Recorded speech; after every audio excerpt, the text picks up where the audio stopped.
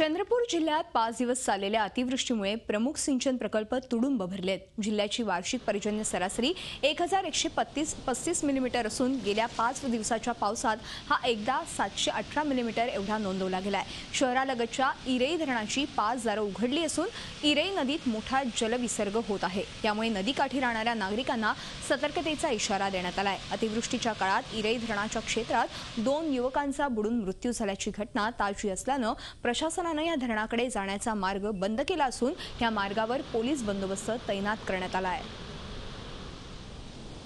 गेल्या 2 दिवसाआधी यात इरई डॅम या धबधब्या डॅमच्या खाली एक खड्ड्यामध्ये 2 तरुण विद्यार्थ्यांचा दुर्घटनास्पद मृत्यू झाला।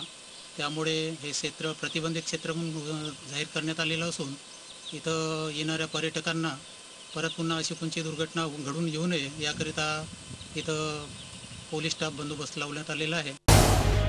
झी 24 तास रहा एक पाऊल पुढे।